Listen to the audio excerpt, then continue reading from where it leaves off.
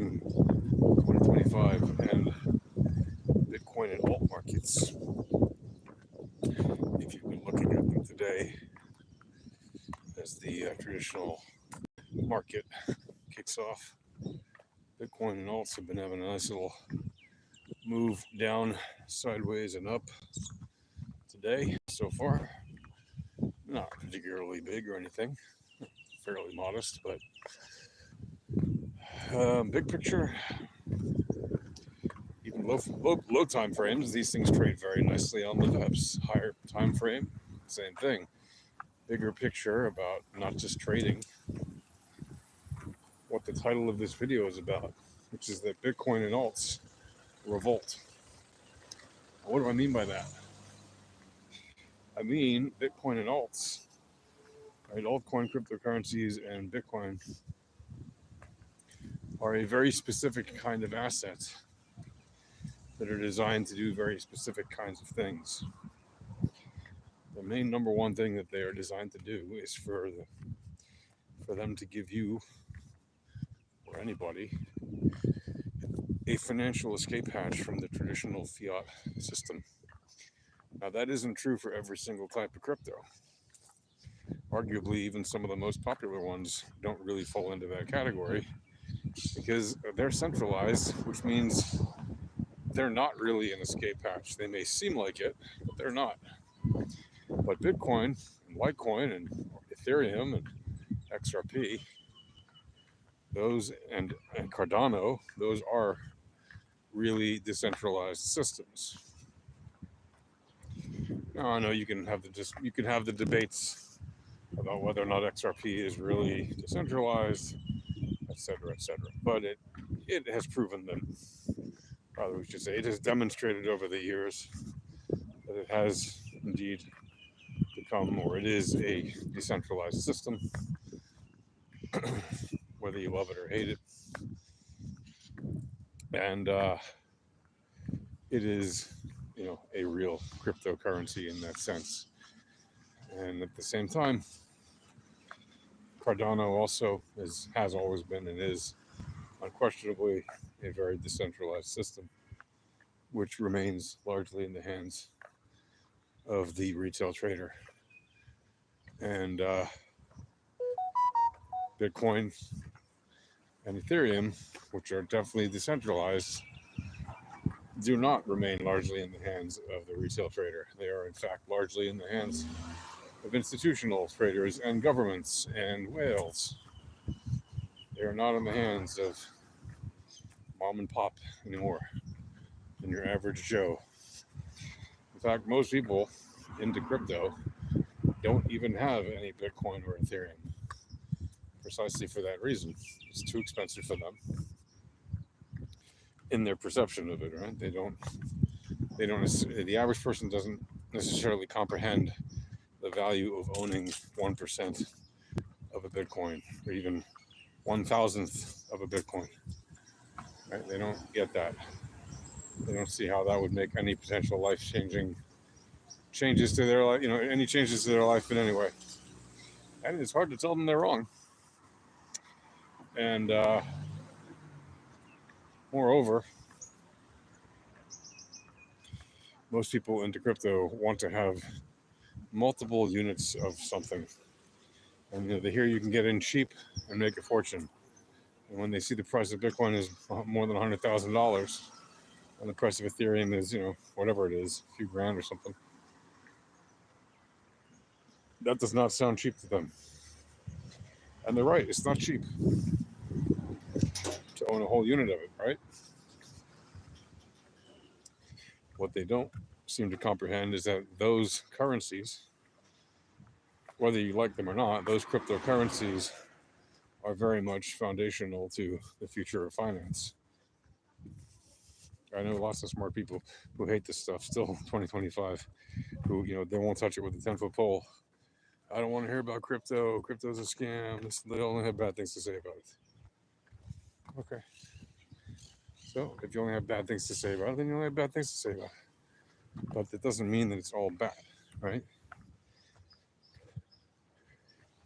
It might be in your opinion if you're virulently anti-crypto, but you know, hundreds of millions of people around the world would disagree and would tell you that they, uh, are glad that they have some amount of it, even if it's very modest, because they realize that the way that things are going, with the death of the fiat currencies incoming inevitably, or at least their massive loss in purchasing power continuing, um, crypto is a way forward. Now I know people will tell me, but wait a minute, stablecoins are going to be the thing that saves fiat. Listen, stablecoins, if there's actually any regulation that moves forward in the US that allows more businesses to feel like they can open up stablecoin businesses, sure, you might have more people using stablecoins, but what is a stablecoin? It's just a digital version of a dollar that allows you to easily on ramp. Okay. Do you really need more than Tether and Circle and maybe one or two others? Like, and the PayPal one and whatever. Like, is there really a need? You know, if the systems would just all open up to the existing stablecoins, would that not be enough? Why do we need to have 500 more copies of the same thing? And the answer is you don't need it. The only reason that those things are going to be created is because the wealthy who have the ability to wants to have some market share, and they want money, and for them stable coins are an easy way to do it. Anyway, I'll catch you guys later. I gotta go. If you give me a minute, I'll be right with you.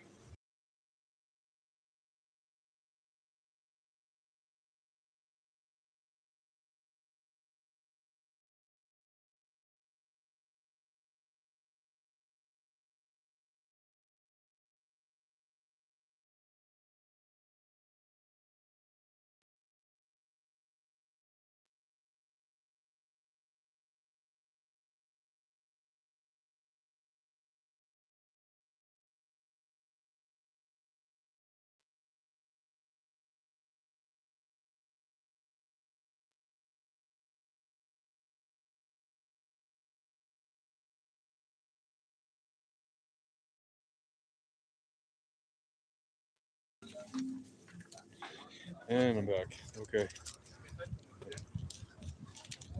So, um,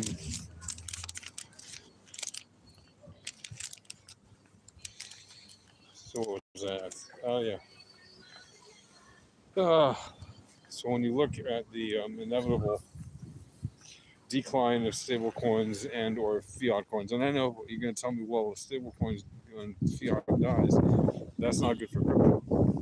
Listen, in some sense, you're correct. Because if the fiat systems that we all use go the way of the dodo, we've got bigger problems. Part of those bigger problems, right, is that the entire financial system will be in a massive upheaval. And at that point, to be honest, whatever you think your crypto is worth now, in some sense, it could be worth a lot more, but it also could be worth a lot of nothing. And that's just being brutally honest here. Why do I say that? Well, because if there's just utter chaos for an extended period of time while the fiat system dies and there's hyperinflation everywhere and everything costs a million times what it costs now and people aren't earning a million times what they're earning now, well, then nobody can afford anything. And, even the wealthy might not, if their assets are in some form of wealth that is only maintained because of the fiat system, even if their assets are not in money, even if their assets are in art or real estate or agriculture or whatever it might be, right? Stocks, whatever, all those things, if they're tied to the fiat dollar value, and then suddenly the fiat dollar value has no value anymore, then you're looking at, like, Armageddon type situation, where what is really going to have any value? Lead, like, you know, steel and lead. If you know, you know, right? Like, what is gonna have any value at that point? It's certainly not going to be, paper bills with numbers printed on them and some coins printed with somebody's face on them. That's just going to be highly irrelevant, in the big picture. It's going to be a very different set of circumstances.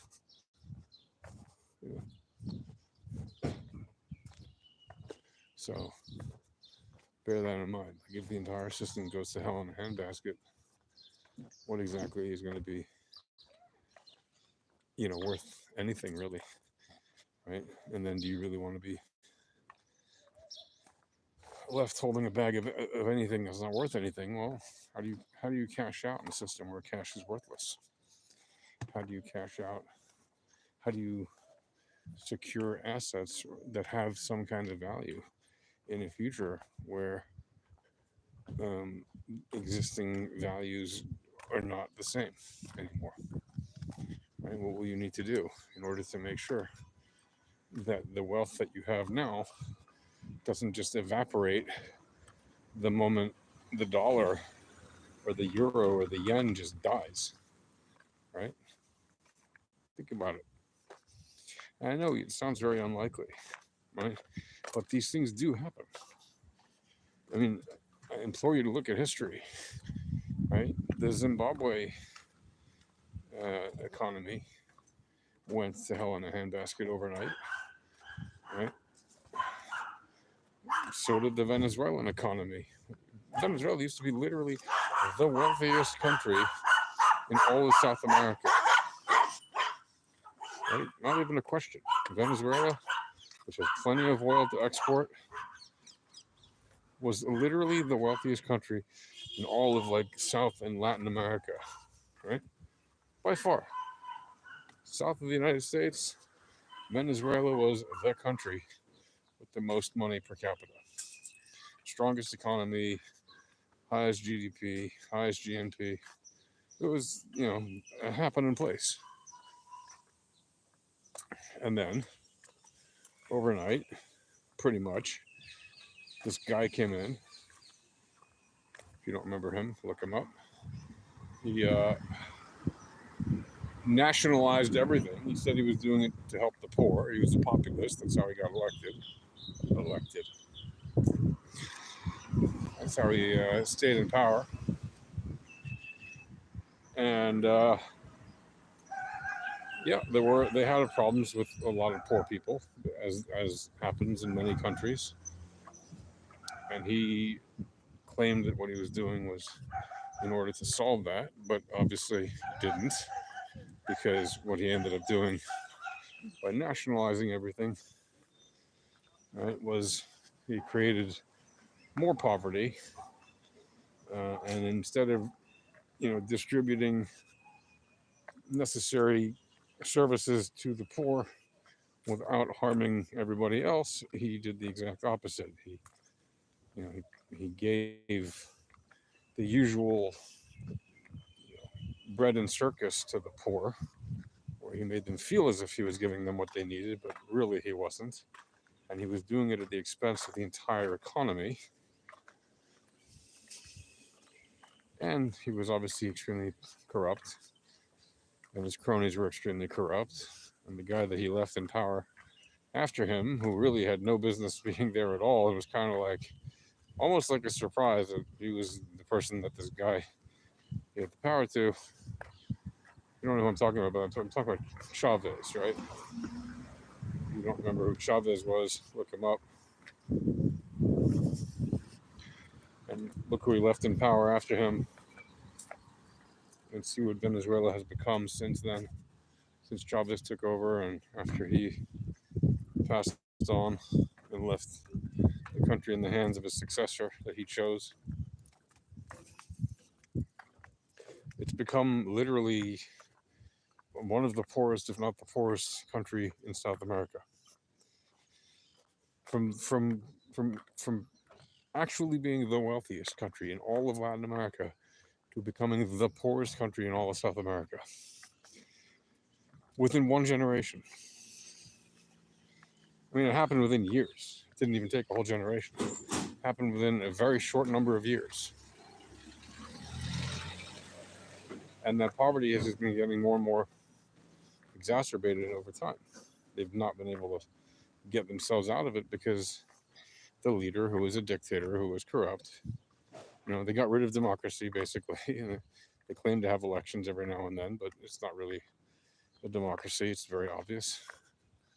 It's a dictatorship by any other name, a socialist dictatorship, but still a dictatorship. And if you know anything about socialist dictatorships, well, there's no such thing as a good dictatorship, really. And certainly not one that's socialist or on the other end of the spectrum either, fascistic or anything else.